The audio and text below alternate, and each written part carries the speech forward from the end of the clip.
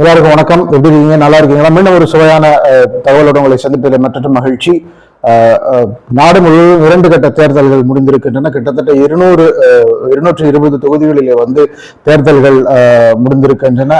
இந்த 220 தேர்தல்களிலே உத்தேசமாக பாரதிய ஜனதா கட்சி கிட்டத்தட்ட 120 அல்லது 130 தொகுதிகளிலே வெற்றி பெறுகிறது என்ற ஒரு தகவல் எக்ஸிட் போல்ஸ், அதாவது அன்அபிஷியல் எக்ஸிட் போல்ஸ் மூலமாக பாரதிய ஜனதா கட்சியுடைய தலைமைக்கு தெரிய வந்திருக்கிறதாக தெரிகிறது. இது பாரதிய ஜனதா கட்சி முதல் 2 சுற்றுகளில் எதிர்பார்த்ததை விட மிக மிக அதிகம் என்பதுதான் மிக மிக முக்கியமான ஒரு செய்தி. அதை பற்றியும் இனிவரும் கட்டங்களில் எப்படி வாக்குப்பதிவு இருக்கக்கூடும், எப்படி பாஜக வெல்லக்கூடும் என்பதை பற்றிய ஒரு சிறிய காணொளி. பாஜக பெரிய ஒரு மோடி அளவின் ஆதரவிலே வெற்றி பெறுகிறதா என்பதை பற்றி இந்த காணொலியை பார்க்கிறோம். ஏற்கனவே நாம் பார்த்தது போல 2 கட்ட வாக்குப்பதிவுகள் நடைபெற்றிருக்கின்றன. குறிப்பாக தமிழகம், கேரளம், பாதி கர்நாடகம், உத்தரப்பிரதேசத்தில் சில தொகுதிகள், மேற்கு வங்காளத்தில் சில தொகுதிகள் மற்றும் வடமாநிலங்களில் சில தொகுதிகள் என்று பகுதியாக தேர்தல்கள் நடைபெற்று வருகின்றன. தமிழகத்தில் தேர்தல் முற்றிலுமாக ஒரே கட்டத்திலே முடிந்துவிட்டது. ஏற்கனவே நாம் சொன்னது போல 220 அல்லது 225 தொகுதிகளிலிருந்து தேர்தல் முடிந்து விட்டது.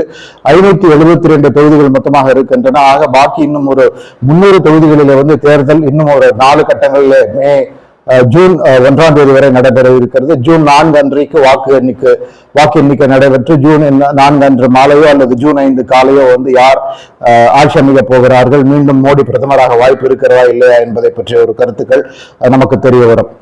மிக முக்கியமான ஒன்று, நரேந்திர மோடி அரசு 3வது முறையாக பதவியேற்பதற்காக இந்த தேர்தலில் பெரிய ஒரு பிரச்சாரத்தை மேற்கொண்டது.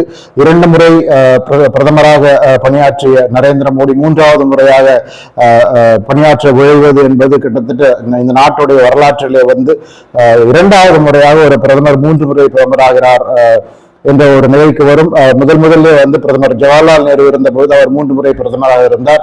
அந்த ஒரு ரெக்கார்டை சமன் செய்வதற்கு இப்போது நரேந்திர மோடி எத்தனைக்கிறார் என்று பலரும் சொல்லுகிறார்கள்.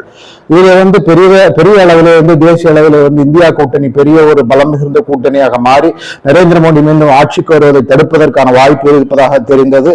ஆனால் கடந்த ஆண்டு இறுதியில் நடந்த 5 மாநில சட்டமன்ற தேர்தல்களில் காங்கிரஸ் கட்சி படுதோல்வியை சந்தித்ததன் பிறகு இந்தியா கூட்டணி என்பது கிட்டத்தட்ட ஒரு வலுவிழந்த கூட்டணியாக மாறிவிட்டது என்பது முக்கியமாக பார்க்க வேண்டும். அடுத்தபடியாக இந்த ஜனவரி 22ஆம் தேதி இந்த ஆண்டு 2024 ஜனவரி 22 அன்று ராமர் கோவில் கும்பாபிஷேகம் மிக மிக விமர்சையாக கொண்டாடப்பட்டது. அது ஒரு மத சடங்கு அல்லது மத சம்பிரதாயம் அல்லது ஒரு மதத்தினுடைய குறியீடு என்று சொன்னாலும் கூட பாரதிய ஜனதா கட்சியை பொறுத்தவரை அவருடைய பல தேர்தல் வாக்குறுதிகளிலே இந்த ராமர் கோவில் பாபரி மசூதி என்ற இடத்துல அந்த பாபர் மசூதி இடித்த அல்லது பாபர் மசூதி இதற்கு முன்னரே இருந்த ஒரு கோயில் இடித்துதான் அதன் மேல் பாபர் மசூதி எழுப்பப்பட்டது. அந்த பாபர் மசூதியை விலக்கிவிட்டு அங்கே மீண்டும் ராமருக்கு ஆலயம் அமைப்போம் என்று பல தேர்தல் வாக்குறுதிகளிலே பல தேர்தல் அறிக்கைகள் கிட்டத்தட்ட கடந்த 3-4 பாராளுமன்ற தேர்தலில் உள்ள தேர்தல் அறிக்கைகளை பாஜக தெளிவாக சொல்லி இருந்தது.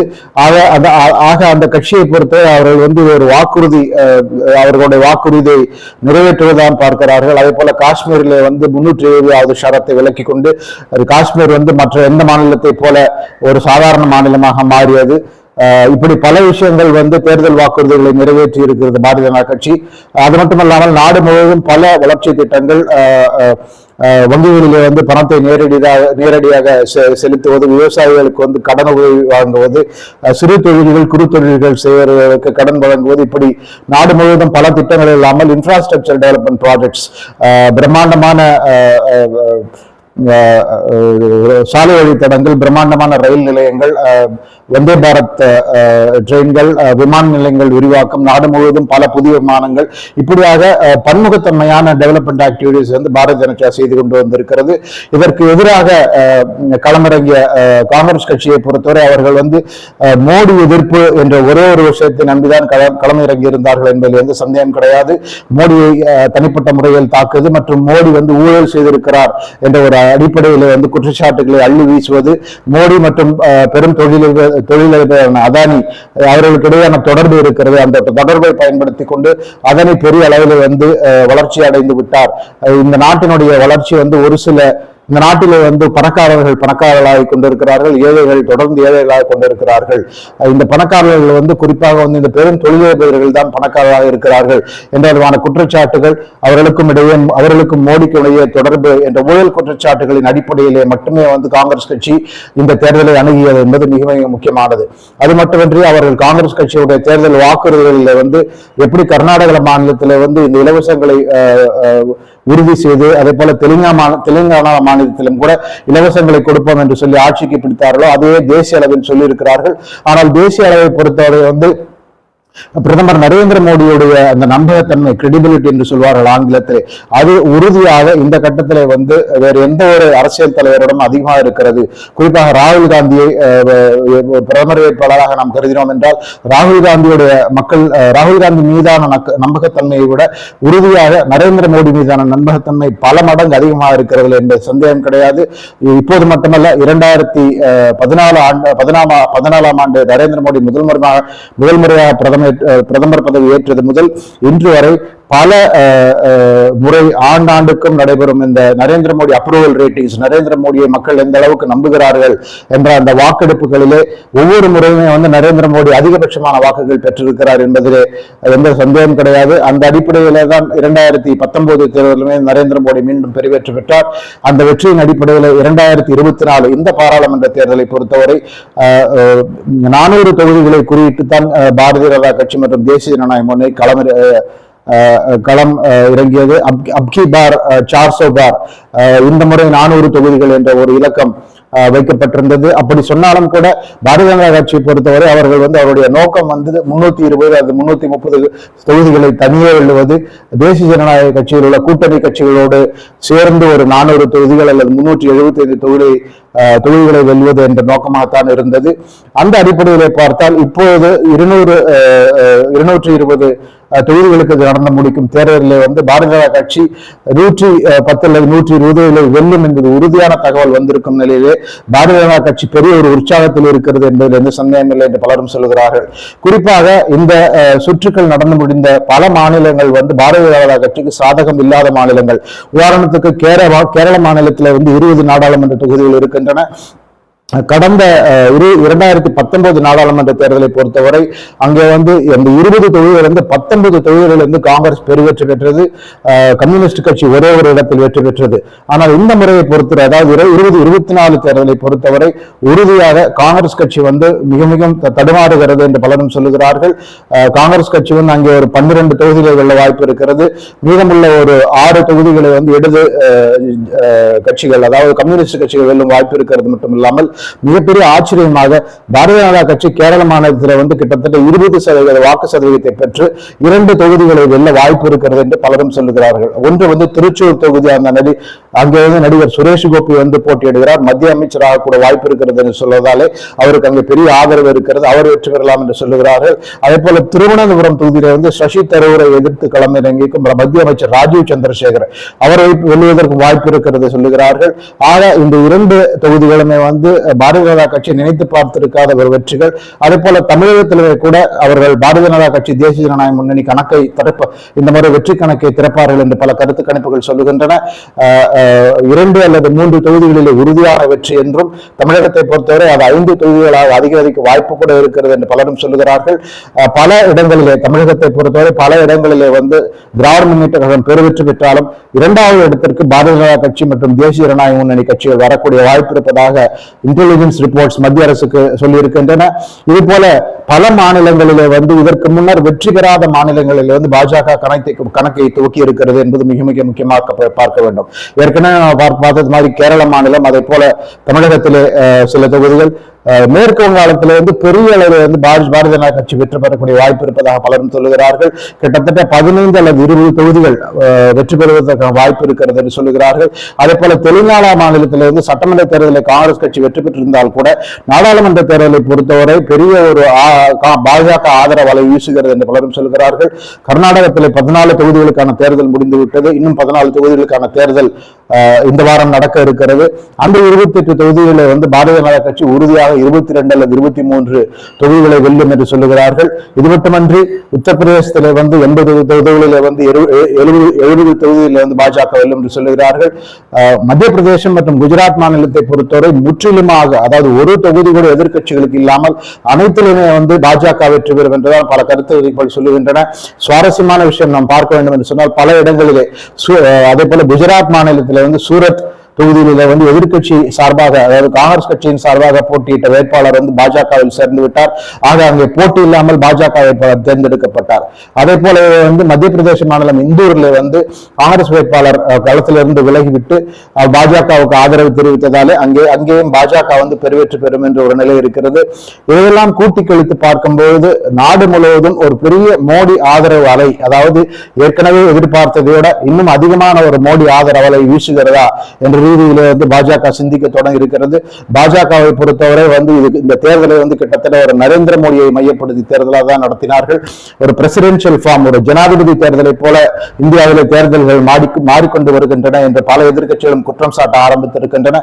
குறிப்பாக காங்கிரஸ் கட்சி ஆகட்டும், அல்லது கம்யூனிஸ்ட் கட்சிகள் ஆகட்டும், அல்லது இடதுசாரி கட்சிகள் ஆகட்டும், அல்லது சமாஜ்வாடி பார்ட்டி ஆகட்டும், அல்லது மம்தா பானர்ஜி ஆகட்டும், இவர்கள் எல்லாரும் குற்றம் சாட்டுவது நரேந்திர மோடியை மையப்படுத்தி இந்திய அரசியல் இப்படி நடந்து கொண்டிருப்பது இந்திய அரசியல் எதிர்காலத்திற்கு நல்லதல்ல என்று அவர்கள் குற்றம் சாட்டி இருக்கிறார்கள். கிட்டத்தட்ட ஒரு ஜனாதிபதி தேர்வாளரை போல தன்னை நடத்தி கொள்கிறார் நரேந்திர மோடி என்ற குற்றச்சாட்டும் பலமாக எழுந்து கொண்டிருக்கிறது. பிரதமர் நரேந்திர மோடியை பொறுத்தவரை அவருடைய இந்த பிரச்சாரங்களில் பல கடும் குற்றச்சாட்டுகளை அள்ளி வீசி இருக்கிறார் காங்கிரஸ் கட்சியின் மீது. ஒன்று, காங்கிரஸ் கட்சி இங்க மைனாரிட்டிகளை மட்டுமே ஆதரிக்க துடிக்கிறது. மெஜாரிட்டி, அதாவது பெரும்பான்மையினரான இந்துக்களுக்கு எதிரான ஒரு கட்சி காங்கிரஸ் கட்சி என்ற ஒரு குற்றச்சாட்டு பெரிய அளவில் இருக்கிறது. அதே போல காங்கிரஸ் கட்சியினுடைய அந்த மேனிபெஸ்டோ, அவருடைய தேர்தல் அறிக்கையிலே சொல்லப்பட்டிருக்கும் பல விஷயங்கள் பெரிய சர்ச்சைக்கு உள்ளாகி இருக்கின்றன. குறிப்பாக இந்த சொத்துக்களை பகிர்ந்தளிப்பது என்ற ஒரு வாக்குறுதி மட்டும் இல்லாமல் பல பொதுக்கூட்டங்களிலே ராகுல் காந்தியும் காங்கிரஸ் கட்சி தலைவர்களும் இந்த சொத்து பகிர்வு பற்றி பேசியிருப்பது பெரிய ஒரு சர்ச்சையை கிளப்பி இருக்கிறது. அதையுமே கூட நரேந்திர மோடி ஒரு பெரிய ஒரு பிரசார ஆயுதமாக ஆக்கியிருக்கிறார் என்பதில் சந்தேகம் கிடையாது. பல பொதுக்கூட்டங்களிலே பாமரர்களுக்கு புரியும் வகையில் இந்த விஷயத்தை எடுத்துச் சொல்வதற்கு நரேந்திர மோடி பல தந்திரங்களை பயன்படுத்தி இருக்கிறார். ராஜஸ்தான் மாநிலத்தில் பொதுக்கூட்டத்தில் நரேந்திர மோடி தாய்மார்களை பார்த்து பேசும் பொழுது உங்கள் தாலி தங்கத்தை கூட பறித்துக் கொள்ளும் காங்கிரஸ் கட்சி என்று சொல்லுகிறார். அதே போல நேற்று பேசிய ஒரு பொதுக்கூட்டத்தில் உங்களிடம் 2 மாடுகள் இருந்தால் அதில் ஒன்றை எடுத்து காங்கிரஸ் கட்சி வேறொருவருக்கு கொடுத்துவிடும் என்று குற்றச்சாட்டுகளை சொல்லியிருக்கிறார். இப்படி ஒரு கடுமையான பிரசாரத்தை, மிக மிக ஒரு ஆவேசமான பிரசாரத்தை பிரதமர் மோடி நடத்தி கொண்டிருக்கிறார். இதை பார்க்கும் அரசியல் ஆய்வாளர்கள் சிலர் மோடிக்கு தோல்வி பயம் என்று சொன்னாலும் கூட தேர்தல் என்று வந்துவிட்டால் பாரதிய ஜனதா கட்சியும் நரேந்திர மோடியும் அந்த மிகப்பெரிய ஒரு எலெக்ஷன் வின்னிங் மெஷின், அதாவது தேர்தலை எப்படியாவது வென்றே ஆக வேண்டும் என்ற ஒற்றை இலக்கை கொண்டும் ஒரு எலக்ட்ரல் மிஷினாக பாஜக இருக்கிறது என்பதுதான் இதன் மூலம் நாம் பார்க்க வேண்டும். எல்லாவற்றையும் களத்திலிருந்து வரும் செய்திகளை எல்லாம் கூட்டி கழித்து பார்க்கும் பொழுது ஒரு மிகப்பெரிய நரேந்திர மோடி ஆதரவு அலை நாடு முழுவதும் வீசுவதாகத்தான் தெரிகிறது என்று பலரும் சொல்லுகிறார்கள்.